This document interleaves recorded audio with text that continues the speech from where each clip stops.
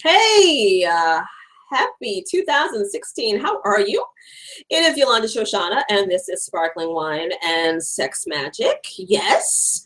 So today I decided to use my bigger computer versus my smaller one, and it looks like it's working a little bit better. Time will tell. We'll see the end result of this hangout. So I hope you are having a wonderful year so far. I am indeed drinking sparkling wine. I actually wasn't going to drink today, but last minute I decided to grab some sparkling wine and get this going since, you know, this is called Sparkling Wine and Sex Magic. I wasn't in the wine mood. Believe it or not, I get bubbled out every once in a while. You know, I feel like I've been drinking bubbles from Thanksgiving up until New Year's Eve, and I just, you know, but a good rosé helps to keep stress away, right? So I'm enjoying my little rosé, and the great thing is I got myself a wine cooler about a week ago. So anytime I'm ready for something chilled, all I got to do is pull it out. So yeah, so I've had a great Sunday so far. I had brunch with one of my really awesome friends who I don't get to see enough, but hopefully I'll be seeing more of. And you know, I was reminded when I was sitting with her, I always think about the time we talked about making erotic movies together. You know, one day I am going to definitely do that. I have erotic movie ideas that I would love to see come into light and come into fruition. You know, why shouldn't I throw myself in the erotica kind of porn game, right? Mine would be really sexy though, more about seduction. So anyway, I've been working on my column too. Like for those of you who follow me, you know I have a column on Cupid's Pulse, and be on the lookout for it on Thursday since we are talking about sex. Like two of the couples I talk about in this week's column are what I like to call friends with benefits, and they are Jamie Foxx and oh, what's her name? Tom Cruise, Katie Holmes. So you know, everybody is wondering if they're dating, and I think they're really just friends with benefits. So which, you know, they're both sexy and single. So why not? Why not get it in? You got to get it somewhere, right? And then the other couple is Miranda Lambert is dating some singer, Alex West or somebody West who I don't know, and I think that's just another friends with benefits. So my whole column is really about, you know, people having, you know, friends with benefits kind of thing. Even Gigi Hadid and the One Direction guy. So that's what my mind's been on. So let's talk about sex. So I have some sex news that I really want to talk to you about that I found to be really interesting. And I like bringing this stuff up because, you know, a lot of people are not having good sex. People are stressed out, people are fatigued, and they always think they're the only ones. They think all these people are having great sex, but studies, statistics show that you are not the only one, but you don't have to give up on really great sex. You can have good sex. It comes with communication with your partner. Also, it comes from love of self, because you really have to love your body and be in tune with your body to have good sex. And that's a key component. And I think sometimes people aren't, especially women, because well, the first story that I have up is about French women faking orgasm. That deserves a drink, right?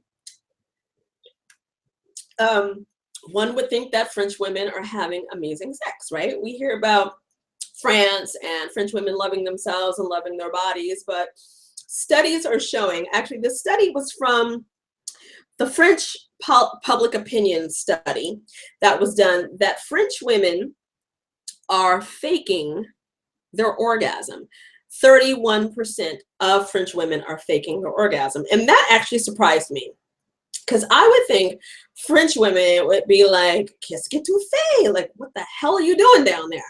But 31% is not a small percentage. And 49% of women are having a hard time having orgasm altogether. What is going on in France? Well, you know, and then they also studied British women who are actually doing a little bit better, but so this was like a European study. 25% of British women are faking their orgasm, and 41% are having a hard time having an orgasm. Now, I'm really big on reminding women, especially women, not to fake their orgasm. I know some men fake too. Yes, they do, believe it or not. But ladies, stop faking your orgasm, because once you start faking, now I get it. Every once in a while, you're just tired. You may want him off of you. You may want her off of you, whatever boat you're in, whatever team you play for. But I get that. But once you start faking it, it becomes like a routine. And when you fake it, your partner really believes that they're getting you off. And then they're not satisfying you altogether. And then you're angry at them. You may have some resentment toward them, and they don't understand why. So when you fake your orgasm, you really are doing both of you a disservice. And God forbid you break up with this person. Then the person that comes after you has to go, what the hell is going on? And break someone's habits. And a lot of times they don't speak up either. So this person is going around having really bad sex, and they think they are really hitting it, and they're not. So speak up. The study says that it's mainly fatigue and stress that is causing French women not to have orgasms. And I was a little surprised. You know, France is a little more laid back than the United States. Now, if this was a United States study, I would totally believe it. So I would be curious to know what women in the United States are doing, and what our percentage is of not having orgasm. I believe it's probably higher than this. I'm going to do my best to find the answers to that. You know, I always see studies that people would rather be on their smartphone than have sex, which is alarming to me. I know millennials are having interesting sexual relationships. So we're at a very interesting time, and hopefully, you know, in this new year, we're going to talk more about that. I want to talk more about that, like having more love for yourself and having better sex. While it's not the most important thing, do remember that sex is very important. People always downplay it. Your sexual energy is your creative energy, and it funnels into so many things that you do, and it funnels into your passion in life. So, you know, good sex is fucking awesome, right? Okay, so the next thing I wanted to talk to you about, what else is going on? Oh, wait, what I did want to say about this study that I found interesting was the Netherlands. I forgot about the Netherlands. In the Netherlands, 58% of women say they climax once a week. That means I need to go to the Netherlands? What's going on in the Netherlands? Okay, anybody from the Netherlands? I need a shout out. I need emails. I want to know what you all are up to. Actually, I'm going to post this probably on Twitter, #Netherlands. I want to know what the hell you all are doing, and maybe I need to find me a man from the Netherlands. I mean, they are kind of sexy, kind of Nordic. Okay, so I want to talk to you about the porn industry. I am a porn watcher for research. Okay. I actually enjoy porn, and I am always one to recommend porn for people to give them ideas and to get them out of the box. And I always recommend for women to watch porn with their partners, their male partners especially. And actually more and more women are watching porn, which is not a bad thing. That's actually a pretty good thing. But you know, when you watch porn with your partner, especially when it comes to a guy, you can have a lot of fun, and men really appreciate it, and you both get to have fun. So in LA, I don't know if you know this, but you may have heard they are now, they are pushing the whole wearing a condom in porn movies. Now, some people are really against this because they say it'll take the fantasy away, and some people are totally for it. You know, a lot of people don't want to see the condoms when they're watching porn, because their whole point is that crazy, wild, fun sex, you know, any kind of way, every kind of way. But there are two reasons why they're really pushing this. For one, because they want to protect the performers. And of course they should be protected. I know some people don't think that porn actors and actresses should worry about that because it's about the risk and they know what the risk is. But why not? Just because, you know, they're having sex as their job, that doesn't mean that they should not be protected. And number two, the main reason why they're really pushing the whole condom thing is because they are saying that it will help younger people and people be safer when it comes to sex. I 100% agree with that. And here's why. And if you don't watch porn, this is still good information for you to have, because more than likely the person you're having sex with might watch porn on the side, or You might have a child, a daughter or a son who's getting their information from porn. Porn is really informing a lot of people about what sex is, especially the younger generation, the millennials. A lot of young boys watch sex and they think they are supposed to do exactly what they see in porn, from, you know, no foreplay to, you know, like we all really want to have a penis ramped up our ass. Like all women love that, right? Now, some women do, and sometimes there is a moment for it, but there is foreplay and it can be painful. And a lot of people don't realize that because they're watching porn and, you know, they're cutting into the action and they assume that that's just the way to go. Also, not all women like come on their bodies or in their faces, and a lot of men think that that's what they should be doing. So, you know, with this whole condom thing, I really think that it will help younger people and people in general just to be safer and to think more and not feel like they have to act like they're in a porn movie. Some young girls are getting this information and thinking that's what they're supposed to do as well, to please men. And it's just giving the wrong information. It's kind of like a lot of young girls are looking at 50 Shades and thinking they all have to be like her. And that's not true at all. Like, I mean, hell, I wouldn't mind a Christian Grey to come along and tie me up and tie me down. But, you know, I get it. I understand BDSM, and I'm not learning what BDSM is from this movie. So, you know, all of this stuff really factors in. So, you know, if you do have a youngster, a teenager, you might want to have this conversation with them. While it's a tough conversation, especially possibly for them, because they want to think you just had sex to have them. A lot of kids don't want to know about their parents having sex. I mean, I don't even want to talk to my mother about having sex per se. It's a little like, and she gets a little squeamish about it, which is very funny. But it's just something to have in the back of your mind. So we'll see what happens. I'm going to keep watching all this porn stuff because, like I said, I actually really enjoy porn, more porn directed by females. There's a lot of great female directors now. So look for those if you're interested in what the porn market has to offer. So much of it is starting to get much better. There is the degrading stuff, but then there's the stuff you can watch with your partner and you both can get oof. Yes. So I want to talk to you about sugar daddy stuff and sugar mommy stuff, because there are men out there who are looking for the sugar mommies. That deserves another sip. So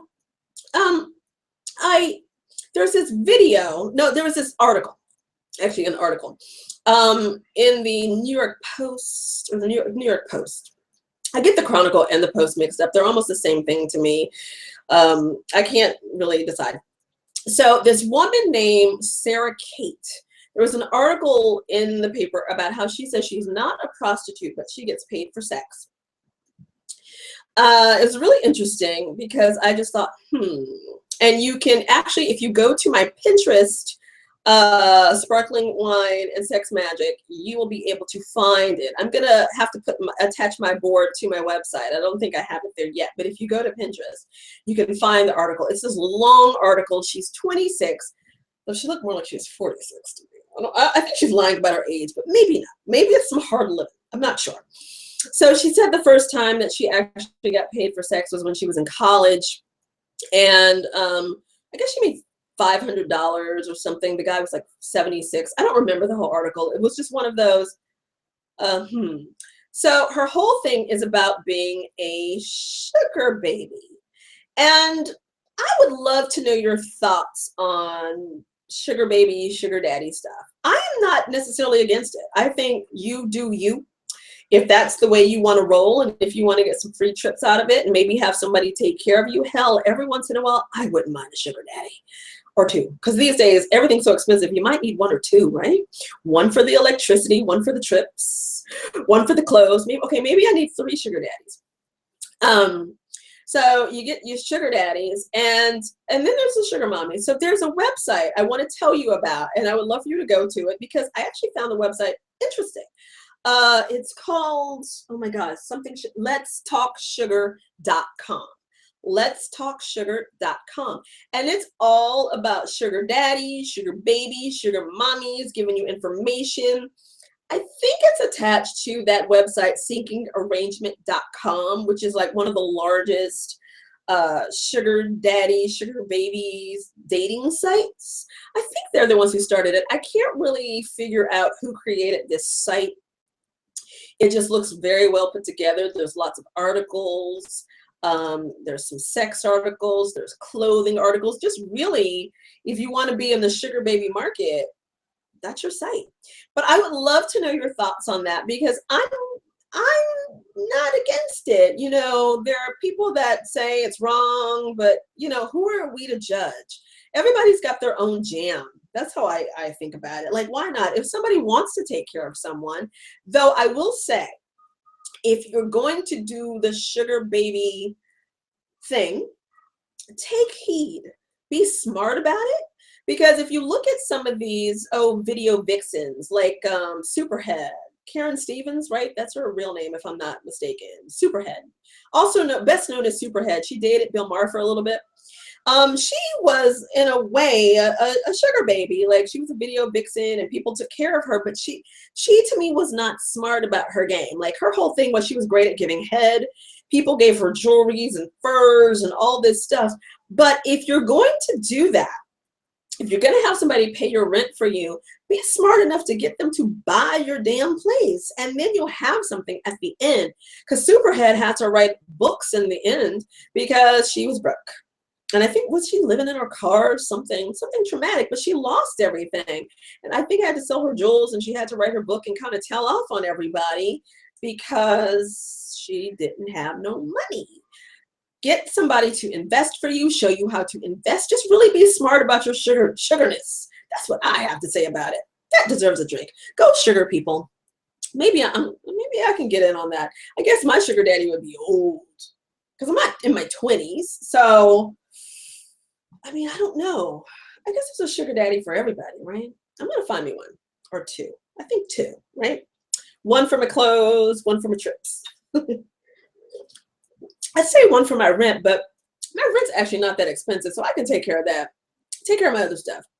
So yeah, I just found that sugar baby stuff to be interesting. So somebody sent me a question, and they wanted to know about lubes, and they wanted my suggestion about lubes. And I mean, this is one of those things that I just feel like, because there are so many lubes on the market these days that there's so many ways to go. And now the lube industry, it has caught on. They know people want things that are green. They know they want things that are more pure. But the two that I want to recommend specifically, I found one of them. I have like 3 of them. I used to have so much lube in my apartment. I don't know what I did with it all. I think I got rid of it, gave it away. So the one brand that I really love, which I could not find, is Aloe Cadabra. I know it sounds very funny, kind of like abracadabra. Aloe Cadabra. It is food grade. It is made, like 95% of it, I believe, is aloe vera. Like, it's aloe vera, it's food grade, it's really good for you, it's organic, and you can literally eat it. I'm not saying you should, but you could. So look for Aloe Cadabra. My favorite one is they have a vanilla one. It's so good. And I think they have a lavender. But I highly recommend them. They have, most of their stuff is almost organic, and then they have an organic one, but you really can't go wrong with them. I really am a fan. And then the next brand that I want to recommend, because I love to recommend natural things when it comes to lube and when it comes to products, because if you're going to put something inside of you, it should be good for you. You don't want to go buy some toxic lube and, put it on you, because it could, give you an infection or do other stuff. So the other brand I want to recommend is called Good. If you can see that, there you go, Good. And it's a really nice brand. I think it's started by a woman, and I think it's out of Seattle or Portland, one of those kind of cities. But it's definitely Portland or Seattle. And I have Almost Naked, and then there's a cinnamon vanilla, and I don't remember if this smells good or not. So let me smell this. Actually, I haven't even opened it. Like I said, I get so much lube, I never know. And then they have a lavender. I always find that lavender is a good way to go. I cannot get this open. Lavender is always a good way to go, because lavender is soothing anyway. So if they have any real lavender in it, it's going to be good for you. Let's see. This is the cinnamon vanilla. Oh, that's good. Ooh. Ooh, that's good. Ooh, that's nice. Okay, I recommend the cinnamon vanilla. Hello. Hello. That's really nice. Yeah, that's good. That's good. I think you'll like that. Smells really nice. Okay, and then they have the lavender, which is really good too. But yeah, this cinnamon vanilla is great. I don't know why it took me so long. So I recommend these two, but really, whatever your favorite lube is, more than likely now they have a natural version of it because everybody's trying to compete and everybody knows that people want things that are green. Actually, Good is 95% organic ingredients, and they are part of the organic association. So if you can find an organic lube, even better than just natural, because you know that the products are good and their quality, because really that's what you want.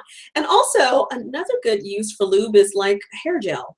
I don't know if you know this, but a lot of people actually use lube for hair gel. Like if I'm in a bind, I know I don't have a lot of hair, but if I'm in a bind and I can't find my gel or I'm out of gel, I use lube. Just saying. Oh, another lube I really like is called Yes. I think it's English. It's definitely a lube from overseas. They have a Madagascar vanilla that is out of this effing world. So Yes, Y-E-S. I want to say it's Y-E-S-S, or it could just be Y-E-S, but it's called Yes. That much I know. They used to send me a lot of products, and I may have to get in touch with them. But Madagascar vanilla, which is always great, and they are also an organic-y lube, a little thicker, more on the cream end versus the gel. But I think you'd really like that as well. So those are my three. So Alacadabra, Good, and Yes. So those are the lubes I recommend. If you have a sex question or something you would like to address, feel free to write me. Shoshi at YolandaShoshana.com. What time is it? Okay, so I also wanted to talk to you a little bit more just about loving yourself and better sex for this year. As I've mentioned, so many people have given up on having good sex, and maybe it's because they're not attracted to their partners anymore, which is a whole other show, a whole other thing. I know that's the case in a lot of situations, but say you're not attracted to your partner anymore. That doesn't mean you can't take care of yourself. You still gotta feed the need. It's called maintenance, and it's called self-love, because if you get it in, more than likely it's possible that maybe it will rekindle some things with your partner. If you are having issues with your partner, maybe this is a discussion you should have. Or unfortunately, this is something I always have to bring up. Ladies, we are the ones who run what's happening in the bedroom. We are the ones who create the romance. Now, men, if you want to get on it, you want to create more romance, go for it. We are so happy to have you do this.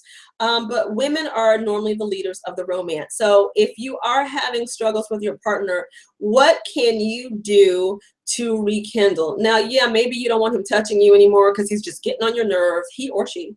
I'm talking to all y'all.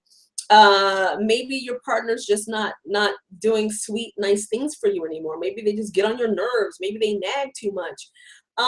But sometimes what needs to happen is maybe you step away from the situation. Like maybe you rent a hotel room, because getting out of where you are, like your house, your bedroom, could help shift the energy. I also say, don't argue in your bedroom. Create that as your love nest. No arguments in the bedroom at all. When I was growing up, my mother used to tell me that the one thing that her and my father, they are divorced, used to promise each other is that they wouldn't go to bed mad at each other, which is a wonderful thing to do. Now, every once in a while, yes, I'm sure it's going to happen, but if you can make the effort to not be mad at your partner when you go to bed, it'd be a wonderful thing for both of you. But keep the arguments out of the bedroom. That's like one of my number ones. But in terms of yourself, do things that make you happy. Take care of your body, eat better. As it's the new year, most people are starting to eat healthier so that they can, get in shape. But as you eat healthier foods, your libido is going to shift, because the healthier you are, the more you're going to want it, the more you're going to crave sex. So this is a good thing. So start getting yourself in shape. Eat foods that help you be horny. Throw some aphrodisiacs in your mix. So don't forget about your sex life as you are, you know, going for your new goals, getting healthy and all that. Sex is a key component to your life and to your happiness. People like to forget that, and people like to act like it's so not important, but it is. It totally is. And, you know, and for you younger folk, you know, I have to say, just really pay attention to your body and learn what's going on with your body. And if somebody's asking, and this is for older people too, now, if somebody's asking you to do something you are not comfortable with, then maybe you should not be doing that with them. Whether they are asking you to participate in a threesome, maybe you're not ready. Maybe they're asking you to be tied up, maybe you're not ready. So always go with your comfort zone, especially at the beginning, especially if you're in a new relationship, because your body's telling you something. A lot of times we let ourselves go with people that we trust. Maybe you don't trust that person so much. Fair. That is a fair statement, and that is fair. So don't let anyone talk you into something you will regret later just because you are trying to please them. Don't forget to please yourself. So that is all I have for you this week. I love hearing from you, so feel free to write me and send questions and all that other good stuff. And I'd love to know what you were drinking, if you were drinking anything. I'm going back to my rosé and back to my column writing about stars that are having friends with benefits and all that good stuff. And I will talk to you, and I will see you soon. Sending you much peace, love, and soul. Bye.